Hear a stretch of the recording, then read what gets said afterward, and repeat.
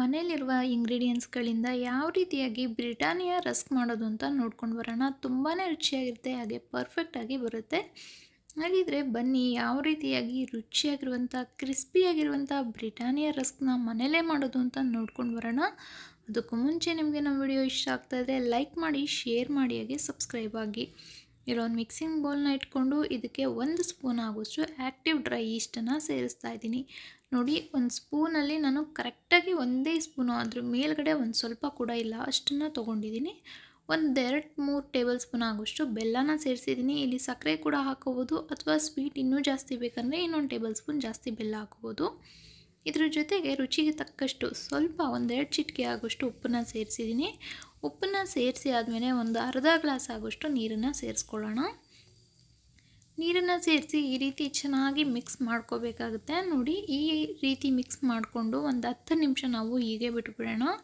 10 ನಿಮಿಷ ಆಗಿದೆ, ಓಪನ್ ಮಾಡ್ತಾ ಇದ್ದೀನಿ. ನೋಡಿ, 10 ನಿಮಿಷ ಆದಮೇಲೆ ಇದು ಸ್ವಲ್ಪ ಆ್ಯಕ್ಟಿವ್ ಆಗಿರುತ್ತೆ. ಈ ರೀತಿ ಆದಮೇಲೆ ನಾವು ಇದಕ್ಕೆ 1 ಕಪ್ ಆಗೋಷ್ಟು ಮೈದಾ ಹಿಟ್ಟನ್ನು ಸೇರಿಸ್ಕೋಬೇಕು. ಮೈದಾ ಹಿಟ್ಟನ್ನು ಅಷ್ಟೇ ಕರೆಕ್ಟಾಗಿ 1 ಕಪ್ ತಗೋಬೇಕು, ಜಾಸ್ತಿ ಕಮ್ಮಿ ಮಾಡ್ಕೊಳಕ್ಕೆ ಹೋಗಬಾರ್ದು, ಯಾಕಂದರೆ ಅಳತೆ ಸರಿ ಇಲ್ಲ ಅಂದರೆ ಎಲ್ಲ ಹಾಳಾಗಿಬಿಡುತ್ತೆ. ಸೊ ಅದರಿಂದ ನೀಟಾಗಿ ಇವಾಗ ಮಿಕ್ಸ್ ಮಾಡ್ಕೊಳ್ಳೋಣ. ಇವಾಗ ನಾನು ಹೇಳೋ ರೀತಿ ಸ್ಟೆಪ್ ಬೈ ಸ್ಟೆಪ್ ನೀವು ಫಾಲೋ ಮಾಡಿದ್ರೆ ಪರ್ಫೆಕ್ಟಾಗಿ ನೀವು ಮಾಡ್ಕೋಬೋದು. ಹಾಗೆ ಇಲ್ಲಿ ಕಾಯಿಸಿ ತಣ್ಣಗಿರುವಂಥ ಹಾಲನ್ನು ಸೇರಿಸ್ಕೋತಾ ಇದ್ದೀನಿ. ನಾನಿಲ್ಲಿ ಏಲಕ್ಕಿ ಪುಡಿ ಖಾಲಿಯಾಗಿತ್ತು, ಸೊ ಅದರಿಂದ ನಾನು ಹಾಕಿಲ್ಲ. ಬ್ರಿಟಾನಿಯಾ ಬಿಸ್ಕೆಟ್ಗೆ ಏಲಕ್ಕಿ ಪುಡಿ ಇಲ್ಲ ಅಂದರೆ ಅದರ ಟೇಸ್ಟು ಅಷ್ಟು ಕಂಪ್ಲೀಟ್ ಆಗೋದಿಲ್ಲ. ಸೊ ನೀವು ಮಿಸ್ ಮಾಡದೆ ಏಲಕ್ಕಿ ಪುಡಿನ ಸೇರಿಸ್ಕೊಳ್ಳಿ.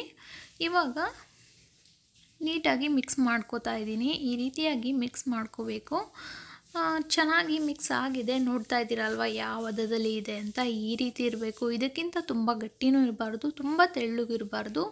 ಹಾಗೆ ಇದು ಅಂಟು ರೀತಿ ಇರಬೇಕು, ಕೈಗೆ ಅಂಟಬೇಕು. ಇಲ್ಲಾಂದರೆ ಬ್ರೆಡ್ಗಳು ಯಾವುದೇ ಬ್ರೆಡ್ ಆದರೂ ಸರಿ ಚೆನ್ನಾಗಿ ಬರೋದಿಲ್ಲ. ನಾವು ಬ್ರೆಡ್ ಮಾಡಿಕೊಂಡೇ ರಸ್ಕ್ ಮಾಡಬೇಕಾಗಿರೋದ್ರಿಂದ ಈ ಹದದಲ್ಲಿ ಇರಬೇಕು. ಇವಾಗ ಇದನ್ನು ನಾವು ಒಂದು ಬಟ್ಟೆನ ಮುಚ್ಚಿ 1 ರಿಂದ 1.5 ಗಂಟೆಗಳ ಕಾಲ ಬಿಟ್ಬಿಡೋಣ. ಟೈಮ್ ಇದ್ದರೆ ನೀವು 2 ಗಂಟೆ ಕೂಡ ಬಿಟ್ಕೋಬೋದು. ನಾನಿಲ್ಲಿ 1.5 ಗಂಟೆ ಬಿಡ್ತೀನಿ. ನೋಡಿ, ಇವಾಗ 1.5 ಗಂಟೆ ಆದಮೇಲೆ ತೋರಿಸ್ತಾ ಇದ್ದೀನಿ ಯಾವ ರೀತಿ ಆಗಿದೆ ಅಂತ. ಉಬ್ಬಿ ಬಂದಿದೆ ಚೆನ್ನಾಗಿ. ಈ ರೀತಿ ಉಬ್ಬಿ ಬರಬೇಕು, ಆವಾಗಲೇ ಅದು ಪರ್ಫೆಕ್ಟಾಗಿ ರೆಡಿಯಾಗಿದೆ ಅಂತ ಗೊತ್ತಾಗೋದು. ಅಕಸ್ಮಾತ್ ನಿಮಗೆ ಏನಾದರೂ ಈ ರೀತಿ ಉಬ್ಬು ಬಂದಿಲ್ಲ ಇದು ಅಂತ ಅನಿಸಿದ್ರೆ ನೀವು ಇನ್ನೊಂದು 10 ನಿಮಿಷ ಅಥವಾ ಒಂದು 20 ನಿಮಿಷ ಜಾಸ್ತಿ ಹೊತ್ತು ಬಿಡಬೇಕಾಗುತ್ತೆ. ನೋಡಿ ಎಷ್ಟು ಪರ್ಫೆಕ್ಟಾಗಿ ಬಂದಿದೆ ಅಂತ. ಚಳಿಗಾಲದಲ್ಲಿ ಇದು ಬೇಗ ರೈಸ್ ಆಗೋದಿಲ್ಲ. ಸೊ ಅದರಿಂದ ಏನಾದರೂ ಈ ರೀತಿ ಆಗಿಲ್ಲ ಅಂದರೆ ಇನ್ನೊಂದು 10 ನಿಮಿಷ ಬಿಡಿ. ಇದಕ್ಕೆ ನಾನು ಸ್ವಲ್ಪ ಎಣ್ಣೆನ ತೊಗೊಂಡಿದ್ದೀನಿ. ಎಣ್ಣೆನ ಕೈಗೆ ಹಾಕ್ಕೊಂಡು ನೀಟಾಗಿ ಪಾತ್ರೆಗೆ ಏನು ಕಚ್ಕೊಂಡಿದೆಯಲ್ಲ ಅದನ್ನೆಲ್ಲ ನಾವು ಬಿಡಿಸ್ಕೊಳ್ಳೋಣ. ತುಂಬಾ ಅಂದರೆ ತೆಳ್ಳಗೂ ಇರಬಾರ್ದು, ತುಂಬ ಗಟ್ಟಿಗಿರಬಾರ್ದು. ನಾನು ತೋರಿಸಿದ್ನಲ್ಲ ಆ ರೀತಿ ಮಾಡಿಕೊಂಡ್ರೆ ಈ ರೀತಿ ಪರ್ಫೆಕ್ಟಾಗಿ ಅದು ಉಬ್ಬಿ ಬರುತ್ತೆ. ಇವಾಗ ಮಿಕ್ಸ್ ಮಾಡ್ಕೊಳ್ಳೋಣ. ನಾವು ಮಿಕ್ಸ್ ಮಾಡಬೇಕಾದ್ರೂ ಅಷ್ಟೇ, ಆವಾಗ ಮಿಕ್ಸ್ ಮಾಡೋ ಟೈಮಲ್ಲಿ ಚೆನ್ನಾಗಿ ಮಿಕ್ಸ್ ಮಾಡ್ಕೋಬೇಕು. ಈ ರೀತಿ ನಾವು ತೋರಿಸ್ತಾ ಇದ್ದೀನಿ ಅಲ್ವಾ, ಇಲ್ಲಿ ವಿಡಿಯೋದಲ್ಲಿ ನೋಡ್ತಾ ಇದ್ರಲ್ಲ, ಈ ರೀತಿಯಾಗಿ ನಾವು ನೀಟಾಗಿ ಇದನ್ನು ಮಿಕ್ಸ್ ಮಾಡ್ಕೋಬೇಕಾಗುತ್ತೆ. ಲೇಯರ್ ಬೈ ಲೇಯರ್ ಈ ರೀತಿ ಮಾಡೋದ್ರಿಂದ ಒಳಗಡೆ ಎಲ್ಲ ಪದರ ಪದರವಾಗಿ ಬರುತ್ತೆ. ನಾನು ಅಷ್ಟು ಹಿಟ್ಟಲ್ಲಿ 2 ಪಾರ್ಟಾಗಿ ಮಾಡಿಟ್ಕೊಂಡಿದ್ದೀನಿ. ಎರಡು ಬನ್ನು ರೆಡಿ ಆಗುತ್ತೆ ಇದರಲ್ಲಿ. ಸೊ ಅದರಿಂದ 2 ಪೀಸ್ನ ಮಾಡಿಕೊಂಡು ಈ ರೀತಿ ಸ್ಲ್ಯಾಬ್ ಮೇಲೆ ಹಾಕಿ ಕೈಯಿಂದನೇ ಸ್ಪ್ರೆಡ್ ಮಾಡ್ಕೋತಾ ಇದ್ದೀನಿ. ಇವಾಗ ನೋಡಿ, ಈ ರೀತಿ ಫೋಲ್ಡ್ ಮಾಡ್ಕೊಂಡು ಹೋಗಬೇಕು. ಇದಕ್ಕೆ ಯಾವುದೇ ರೀತಿ ಲೂಸ್ ಬಿಡಬಾರ್ದು, ಯಾಕಂದರೆ ಸ್ವಲ್ಪ ನೀವೇನಾದರೂ ಗ್ಯಾಪ್ ಬಿಡ್ತು ಅಂತ ಹೇಳಿದ್ರೆ ಅಲ್ಲಿ ಏರೋಗಿ ಲಾಕ್ ಆಗುತ್ತೆ.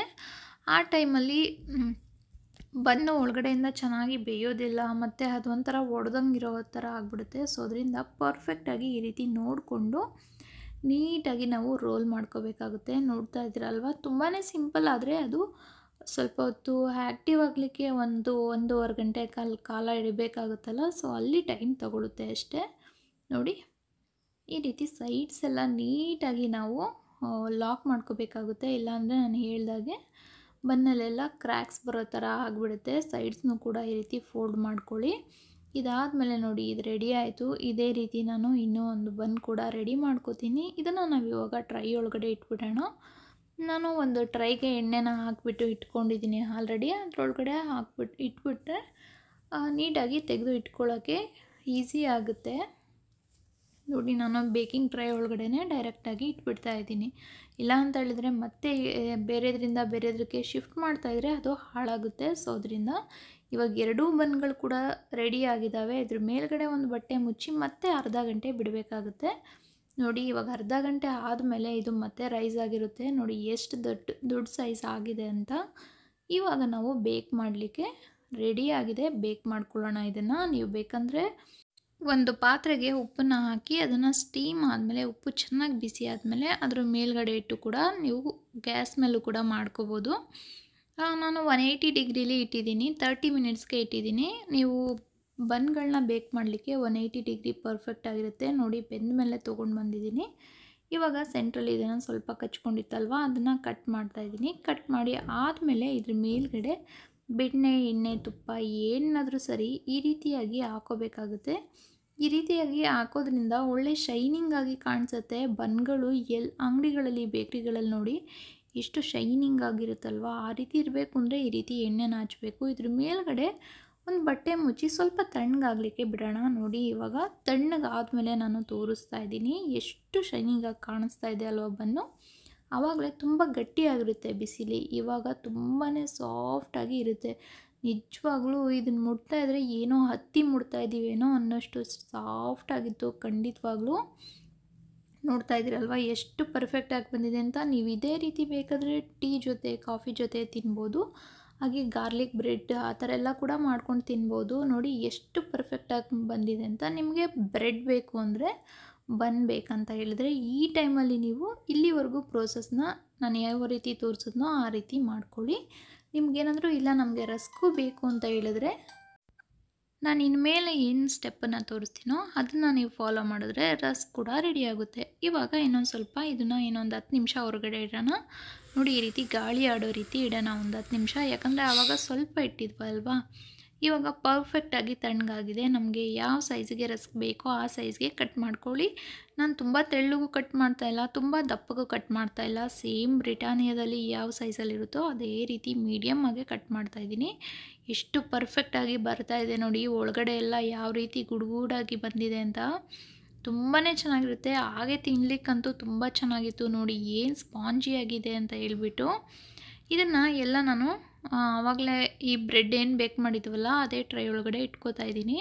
ನೋಡ್ತಾ ಇದ್ದೀರಲ್ವ. ಇದಕ್ಕೆ ಮತ್ತೆ ಏನು ಕೆಳಗಡೆ ಎಲ್ಲ ಎಣ್ಣೆ ಹಚ್ಚೋ ಅವಶ್ಯಕತೆ ಇರಲ್ಲ. ಮತ್ತು ಪಕ್ಕನೇ ಇಡಿ. ಯಾಕಂತ ಹೇಳಿದ್ರೆ ಇವಾಗ ಏನದು ಅಂಟ್ಕೊಳ್ಳೋದಿಲ್ಲ. ಇವಾಗ ಇದನ್ನು ಒಂದು 10 ನಿಮಿಷ ಬೇಕಾಗಲಿಕ್ಕೆ ಇಡೋಣ. ನೋಡಿ 10 ನಿಮಿಷ 180 ಡಿಗ್ರಿ ಮತ್ತು 180 ಡಿಗ್ರಿಲಿ 10 ನಿಮಿಷ ಎರಡೂ ಸೈಡ್ ಕೂಡ ಇಟ್ಕೋಬೇಕಾಗುತ್ತೆ. ಬೇಗ ಬೆಂದೋದ್ರೆ ಒಂದು 6-7 ಮಿನಿಟಲ್ಲಿ ಸಾಕು. ಇಲ್ಲ ಅಂತ ಹೇಳಿದ್ರೆ ಒಂದು 10 ನಿಮಿಷ ತೊಗೊಳುತ್ತೆ. ನೋಡಿ ಇವಾಗ ಇದು ಬೆಂದಿದೆ. ಒಂದು ಕಡೆ ನೀಟಾಗಿ ಬೇಕಾದ ಮೇಲೆ ಇನ್ನೊಂದು ಕಡೆ ತಿರುಗಿಸ್ತಾ ಇದ್ದೀನಿ. ಮತ್ತು ಕೂಡ 180 ಡಿಗ್ರಿಲಿ 10 ಮಿನಿಟ್ಸ್ ಕುಕ್ ಮಾಡ್ಕೋಬೇಕು ನಾವು. ಮತ್ತು ನೋಡಿ ಎರಡು ಸೈಡ್ ಕೂಡ ನಾನು ಬೇಕ್ ಮಾಡ್ಕೊಂಡು ಬಂದಿದ್ದೀನಿ. ತುಂಬಾ ಪರ್ಫೆಕ್ಟ್ ಆಗಿರುವಂಥ ರಸ್ಕು ರೆಡಿಯಾಗಿದೆ. ನೋಡ್ತಾ ಇದ್ದೀರಲ್ವ ಯಾವ ರೀತಿ ಕಾಣಿಸ್ತಾ ಇದೆ ಅಂತ. ತಿನ್ನಲಿಕ್ಕೂ ಕೂಡ ಅಷ್ಟೇ ರುಚಿಯಾಗಿ ಅಷ್ಟೇ ಕ್ರಿಸ್ಪಿಯಾಗಿ ಇರುತ್ತೆ. ಖಂಡಿತವಾಗ್ಲೂ ಯಾವ ಬೇಕ್ರಿಲೂ ಇಷ್ಟು ಫ್ರೆಶ್ ಆಗಿ ಸಿಗೋದಿಲ್ಲ. ಪರ್ಫೆಕ್ಟಾಗಿ ಬಂದಿದೆ. ನೀವು ಒಂದ್ಸರಿ ಕಡಿಮೆ ಅಳತೆಯಲ್ಲಿ ಇವತ್ತು ತೋರಿಸೋದ್ನೆಲ್ಲ ಆ ಅಳತೆಯಲ್ಲಿ ಮಾಡಿ ನೋಡಿ. ನಿಮ್ಗೇನಾದರೂ ಇಷ್ಟ ಆದರೆ ನೀವೇ ನಿಮ್ಗೆ ಬೇಕಾದಷ್ಟು ಮನೇಲಿ ಮಾಡಿ ಇಟ್ಕೋಬೋದು. ಎಲ್ಲರೂ ಕೂಡ ಖುಷಿಯಾಗಿ ಇಷ್ಟಪಟ್ಟು ತಿಂತಾರೆ. ಇವತ್ತಿನ ಈ ವಿಡಿಯೋ ನಿಮಗೆ ಇಷ್ಟ ಆಗಿದೆ ಅನ್ಕೋತೀನಿ. ಇಷ್ಟ ಆಗಿದರೆ ಪ್ಲೀಸ್ ಲೈಕ್ ಮಾಡಿ, ಶೇರ್ ಮಾಡಿ, ಹಾಗೆ ಸಬ್ಸ್ಕ್ರೈಬ್ ಆಗಿ. ನಿಮಗೆ ಯಾವ ರೀತಿ ರೆಸಿಪಿಗಳು ವಿಡಿಯೋಗಳು ಬೇಕಂತ ಕಾಮೆಂಟ್ ಮಾಡಿ ತಿಳಿಸಿ. ಮತ್ತು ನಾಳೆ ಸಿಗೋಣ ಒಂದು ಹೊಸ ವಿಡಿಯೋ ಜೊತೆ. ಬಾಯ್.